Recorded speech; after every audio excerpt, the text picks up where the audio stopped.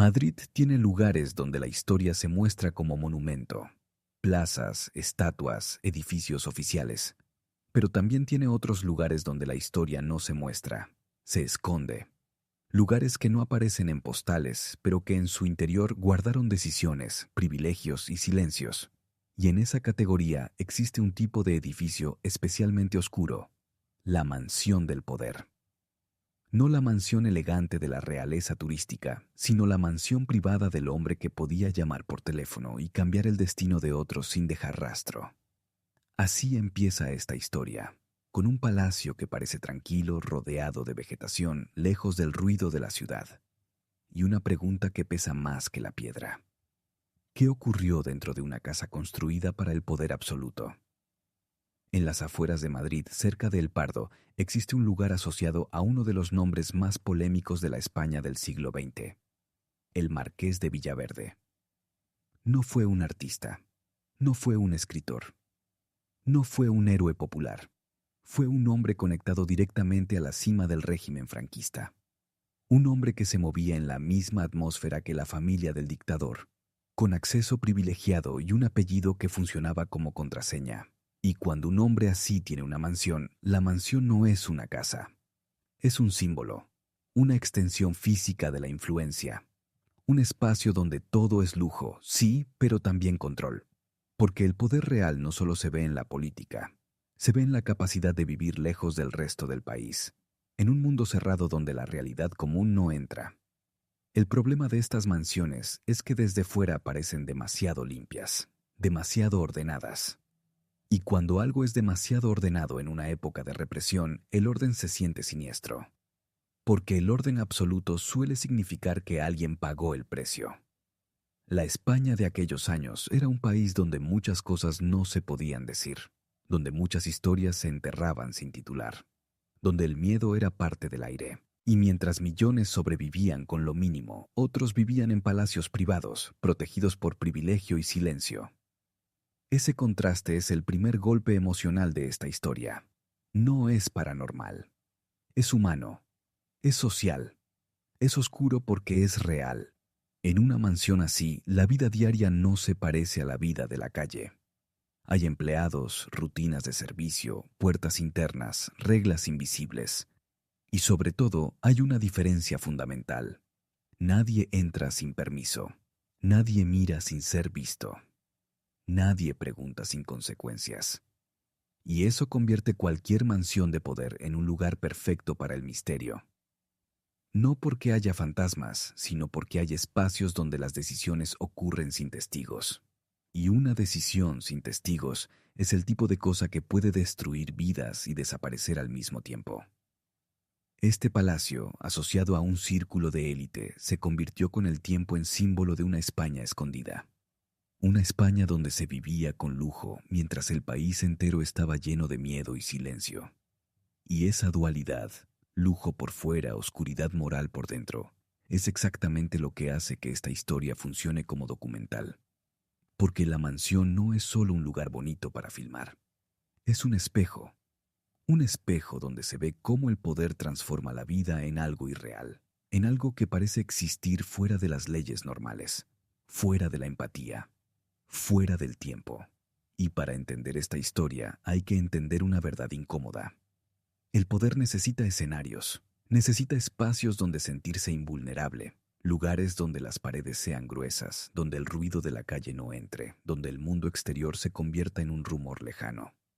Las mansiones del poder se construyen para eso, para aislar, para crear una realidad paralela, para permitir que los que mandan vivan como si fueran otra especie. Y cuando esa separación existe, la oscuridad crece sola, porque todo lo que ocurre dentro se vuelve inaccesible. En el próximo acto entramos en lo que más perturba: el ecosistema interno de la mansión. ¿Cómo funciona una casa cuando no es hogar, sino herramienta? Cuando cada salón no es decoración, sino mensaje. Cuando cada fiesta no es diversión, sino demostración. Porque en la España del silencio, el lujo no era solo lujo, era una declaración brutal. Yo puedo, tú no. Una mansión de poder no se entiende por su fachada, se entiende por lo que necesita para existir. Porque para que una casa privada funcione como un pequeño reino, debe tener tres cosas: distancia, control y silencio. Distancia para separarse del resto del mundo. Control para decidir quién entra y quién sale. Y silencio para que lo que ocurra dentro nunca se convierta en noticia. En la España de aquel tiempo, esas tres cosas no eran lujo, eran escudo. Y si miras el palacio asociado al Marqués de Villaverde con esa idea en la cabeza, de repente todo cambia. Ya no estás viendo una mansión bonita, estás viendo un instrumento. Dentro de un lugar así, la vida se organiza como una maquinaria, no como en una familia normal. Hay jerarquías invisibles incluso entre los trabajadores. Hay puertas que no se usan, pasillos que solo existen para el servicio, zonas donde nadie puede permanecer demasiado. Todo está dividido, como si el edificio hubiera sido diseñado para que las personas no se crucen más de lo necesario. Y esa división crea una sensación extraña. Aunque haya mucha gente dentro, el ambiente puede sentirse vacío, frío, controlado. Porque en una casa donde se respira poder, las emociones se vuelven peligrosas. La alegría debe ser medida. La tristeza debe ocultarse. La queja no existe. El miedo se disfraza de disciplina. El lujo, en estos lugares, no es solo decoración. Es mensaje. Es propaganda doméstica. Un comedor enorme no sirve solo para comer. Sirve para demostrar quién manda. Una biblioteca no sirve solo para leer. Sirve para construir prestigio, para parecer culto, para parecer intocable. Los jardines no sirven solo para caminar. Sirven para recordar que el mundo exterior queda fuera.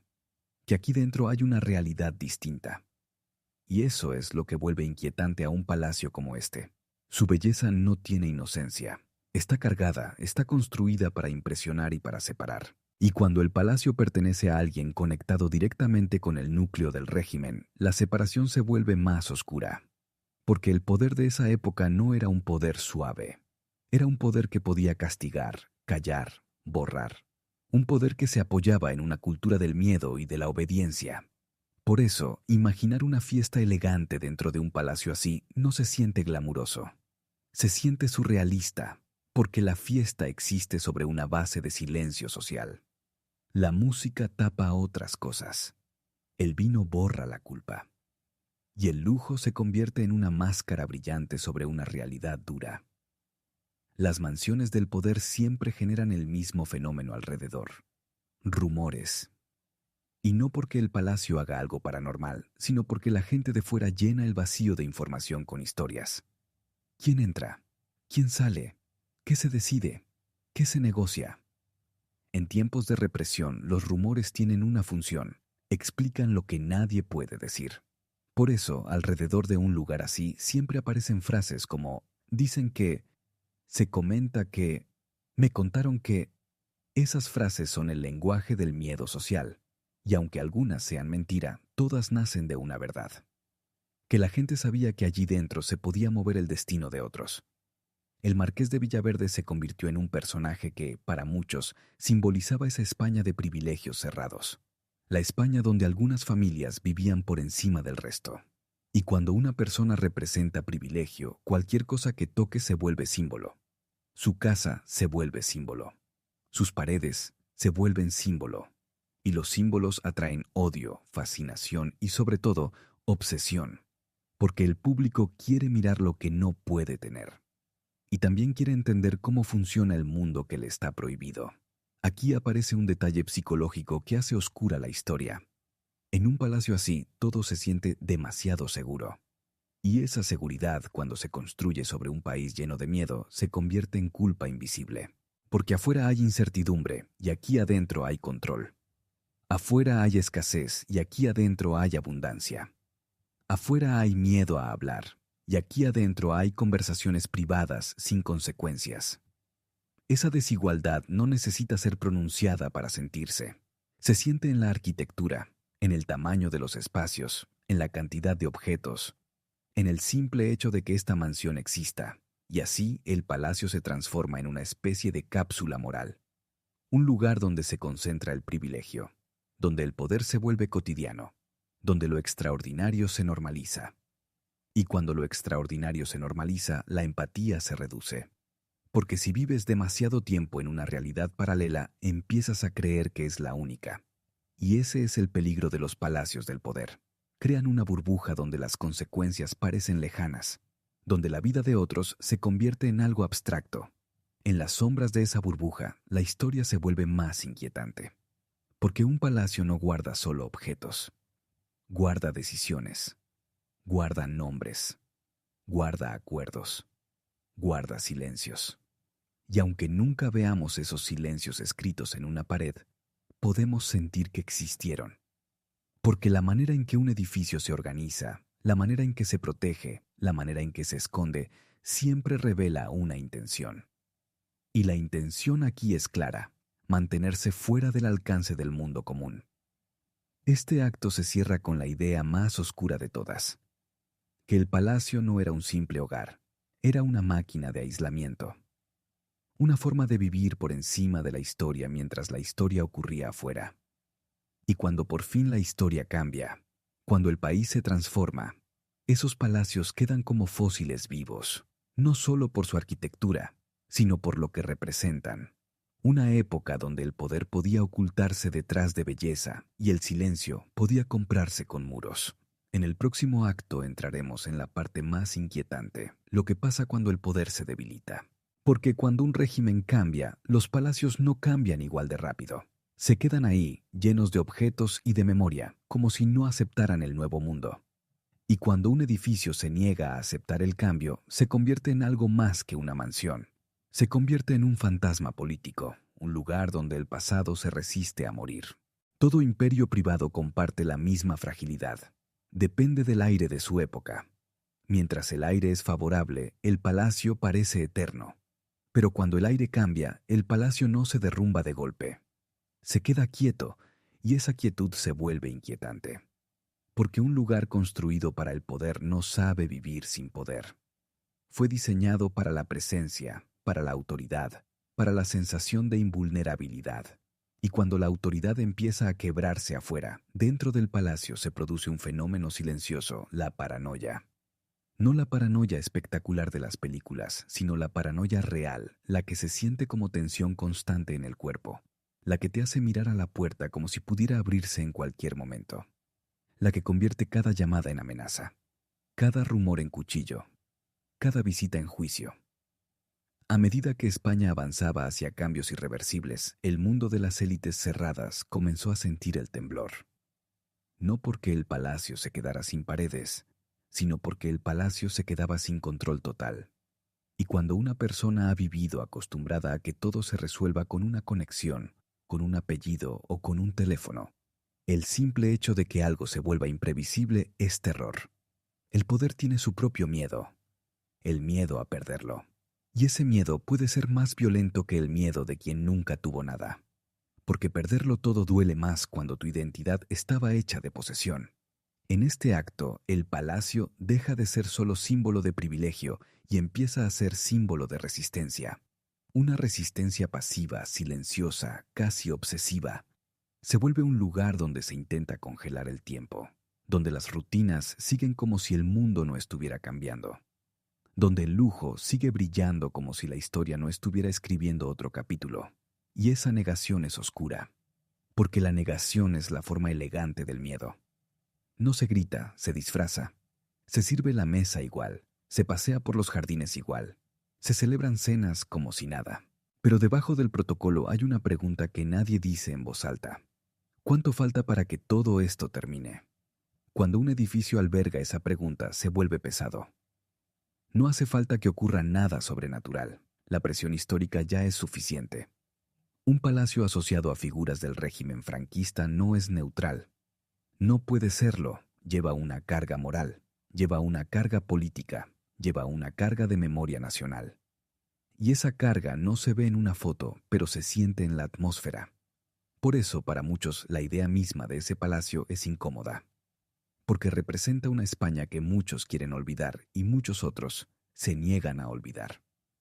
Y cuando un lugar representa conflicto, se convierte en territorio simbólico. Y el territorio simbólico siempre genera historias. En ese periodo también ocurre algo común en las casas de poder: la autocensura absoluta.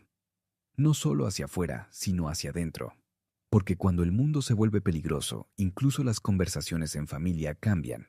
Se habla con cuidado, se evita ciertos temas, se controla a los empleados, se limitan visitas, se refuerzan rutinas de seguridad, se ajustan agendas. El palacio se convierte en burbuja más cerrada todavía, como si apretando las paredes pudieran apretar el destino. Y esa ilusión de control es una de las cosas más humanas y más trágicas. Creer que si cierras suficiente, el cambio no entra. Pero el cambio siempre entra. A veces entra como ley, a veces como economía, a veces como opinión pública, a veces como vergüenza. Porque en la transición hacia una nueva España, lo que antes era prestigio podía convertirse en sospecha. Lo que antes era intocable podía convertirse en símbolo incómodo. Y cuando la imagen pública se gira, los palacios pasan por una fase peligrosa, de admiración a resentimiento. La misma mansión que antes parecía inalcanzable puede empezar a verse como provocación.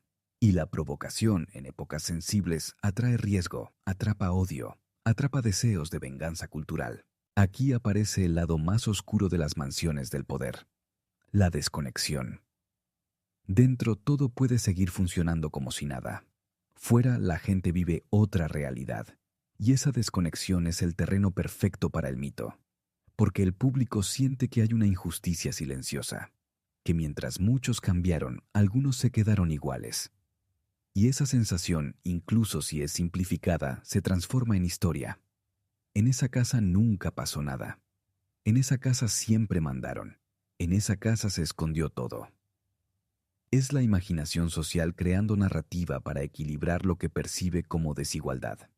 Además, en palacios así siempre existen objetos que son más que objetos: documentos, cartas, archivos, recuerdos. Y cuando un régimen cae o cambia, esos archivos se vuelven peligrosos. No por lo que valen en dinero, sino por lo que valen en verdad. Porque un documento puede revelar conexiones. Una carta puede mostrar complicidades. Un registro puede demostrar favores. Y en épocas de cambio, la verdad puede ser arma. Por eso, en este tipo de lugares, el archivo se protege como si fuera oro, y la protección del archivo aumenta el misterio.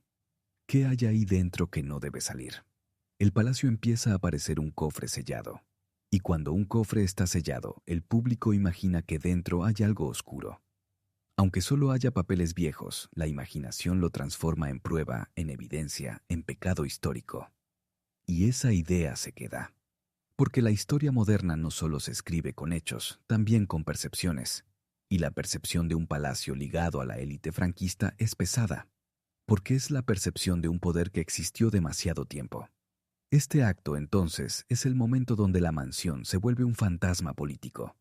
No porque esté abandonada, sino porque pertenece a un mundo que la sociedad intenta dejar atrás. Y cuando la sociedad intenta dejar algo atrás, ese algo se vuelve más visible, más discutido, más cargado, más inquietante. Es como si el pasado, en vez de morir, se endureciera. Y en medio de ese endurecimiento aparece la gran pregunta: ¿qué ocurre con un palacio cuando su dueño deja de ser intocable? ¿Qué ocurre con una casa construida para el poder cuando el poder se vuelve recuerdo? La respuesta nunca es simple. A veces se hereda, a veces se vende, a veces se oculta, a veces se transforma. Pero siempre queda algo: la atmósfera. La sensación de que dentro de esas paredes hubo un mundo cerrado que no se parecía al resto del país. Y esa diferencia es lo que hace que esta historia sea oscura, incluso sin un solo fantasma. En el próximo acto entraremos en la fase de decadencia y transformación. Cogda el Palacio deja de ser escenario de autoridad y empieza a ser escenario de memoria, porque la memoria, cuando está ligada al miedo y al privilegio, no se conserva limpia, se conserva como sombra.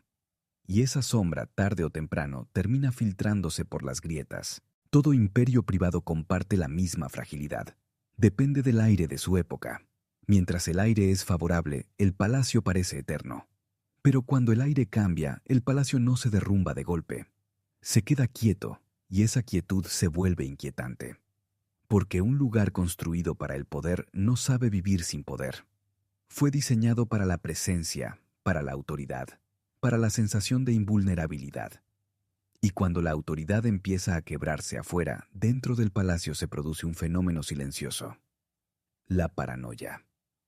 No la paranoia espectacular de las películas, sino la paranoia real, la que se siente como tensión constante en el cuerpo, la que te hace mirar a la puerta como si pudiera abrirse en cualquier momento, la que convierte cada llamada en amenaza, cada rumor en cuchillo, cada visita en juicio.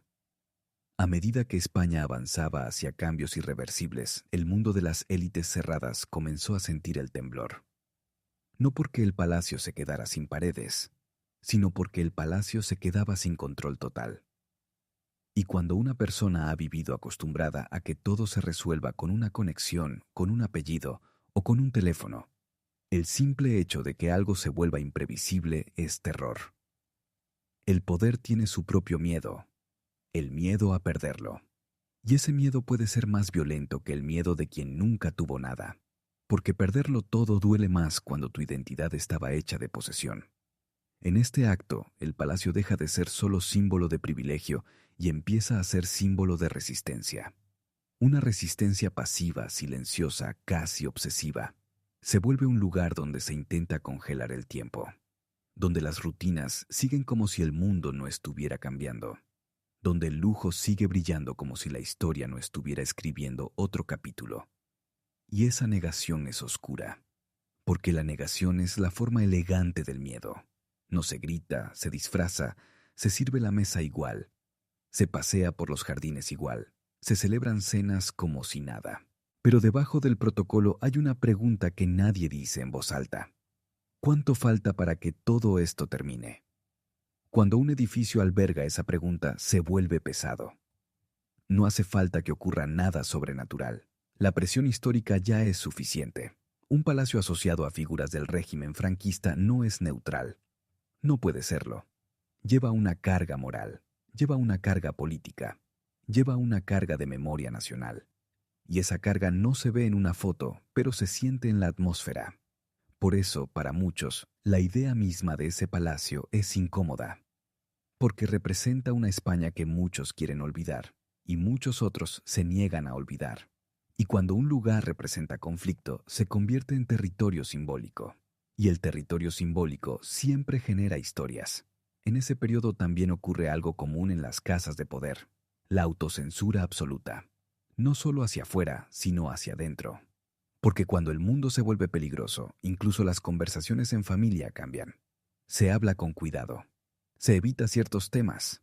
Se controla a los empleados. Se limitan visitas. Se refuerzan rutinas de seguridad.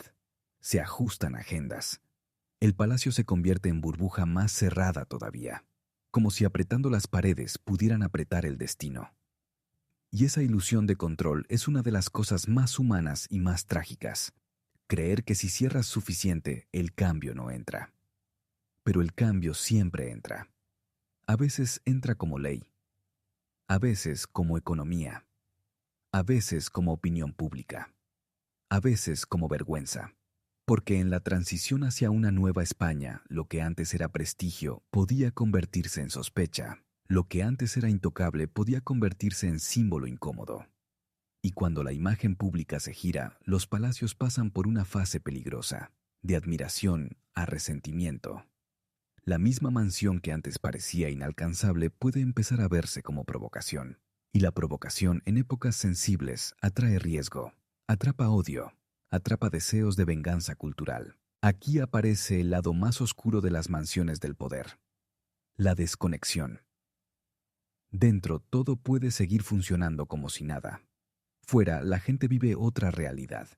Y esa desconexión es el terreno perfecto para el mito.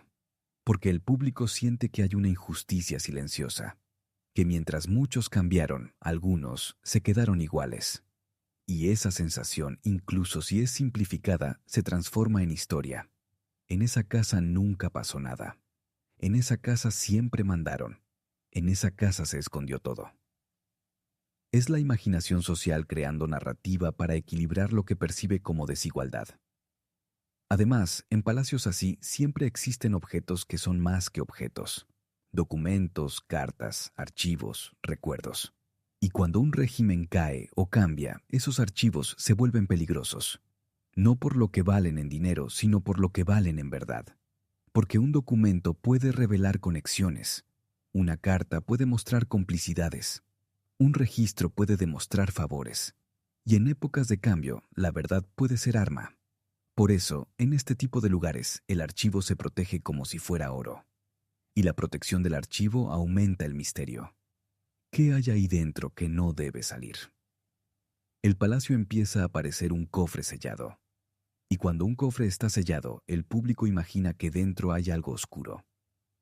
Aunque solo haya papeles viejos, la imaginación lo transforma en prueba, en evidencia, en pecado histórico. Y esa idea se queda, porque la historia moderna no solo se escribe con hechos, también con percepciones. Y la percepción de un palacio ligado a la élite franquista es pesada, porque es la percepción de un poder que existió demasiado tiempo. Este acto entonces es el momento donde la mansión se vuelve un fantasma político. No porque esté abandonada, sino porque pertenece a un mundo que la sociedad intenta dejar atrás. Y cuando la sociedad intenta dejar algo atrás, ese algo se vuelve más visible, más discutido, más cargado, más inquietante. Es como si el pasado, en vez de morir, se endureciera. Y en medio de ese endurecimiento aparece la gran pregunta. ¿Qué ocurre con un palacio cuando su dueño deja de ser intocable? ¿Qué ocurre con una casa construida para el poder cuando el poder se vuelve recuerdo? La respuesta nunca es simple. A veces se hereda, a veces se vende, a veces se oculta, a veces se transforma. Pero siempre queda algo, la atmósfera, la sensación de que dentro de esas paredes hubo un mundo cerrado que no se parecía al resto del país. Y esa diferencia es lo que hace que esta historia sea oscura, incluso sin un solo fantasma. En el próximo acto entraremos en la fase de decadencia y transformación. Cogda el Palacio deja de ser escenario de autoridad y empieza a ser escenario de memoria. Porque la memoria, cuando está ligada al miedo y al privilegio, no se conserva limpia. Se conserva como sombra. Y esa sombra, tarde o temprano, termina filtrándose por las grietas. El final de una mansión de poder casi nunca llega con una explosión. No llega con un escándalo único que la derribe en un día. El final suele llegar como llegan las cosas más crueles, lentamente, en silencio, por desgaste. Un palacio puede resistir guerras, puede resistir rumores, puede resistir cambios políticos, pero no puede resistir lo inevitable, el paso del tiempo y la pérdida de sentido. Porque un edificio gigante necesita una razón para existir, y cuando su razón desaparece, el palacio comienza a convertirse en algo extraño.